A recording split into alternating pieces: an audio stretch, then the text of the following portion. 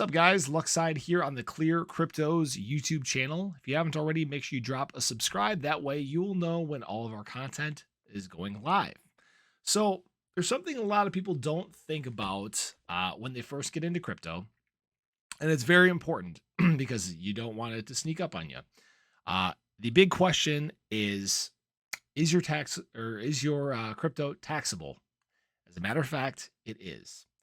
Now, my mom's an accountant, so I have to pay attention to this stuff. I get the questions all the time, right? Oh, what'd you get this year? Blah, blah, blah, right? So, got to make sure that you pay attention to it. Now, this is not financial or tax advice, okay?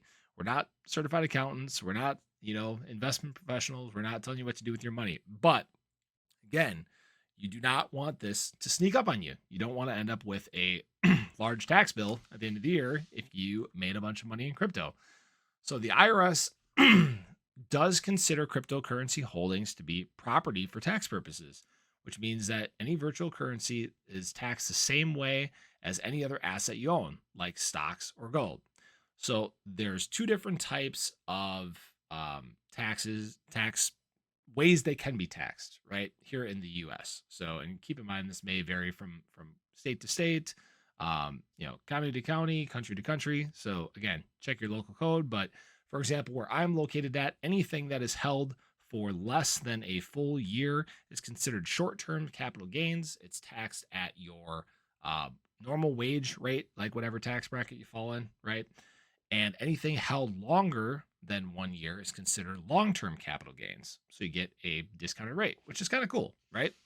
Now, what kind of things can trigger what is considered a taxable event? So let's say you're just getting into crypto. You decide, hey, I want to buy some crypto, right? You get in, you buy it, then you're just holding it. You haven't sold it or anything like that. That is not considered a taxable event. You are not required to report that or anything like that. Again, may vary from place to place. Now, what things are taxable events? Now, let's say that you instead purchased and you ended up selling. Now, that sale is considered a taxable event. So any gains or losses on there would have to be reported to the IRS, right? There are also other things that can occur that would create a taxable event, like if you swap from one coin to another in decentralized finance. If you were to swap like NFTs, which are also, fall under the same shield as crypto, right? Same curtain. If you were to mint any coins. So for example, if you owned any staking coins and you earned yield from those, any of those coins that you minted over the course of the year, those are also taxable. So I believe mining is taxable too, but we'll get into that in another video. So the IRS, they are taking a harder look at cryptocurrency, and they're really cracking down on those that are dodging taxes. So again, it's very important that you do your own due diligence. You got to make sure that you follow the codes that are in place, and you definitely won't, or at least hopefully won't, get yourself in trouble with the taxes. Now, again, this is not financial advice. This is not tax advice. Do your own research when it comes to this, but just be aware there are taxes associated with your gains and losses in crypto. Now, again, if you haven't already, make sure you go ahead, click a like, click subscribe.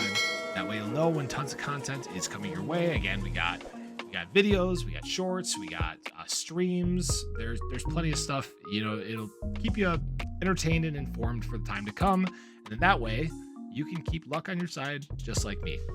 We will see you in the next one.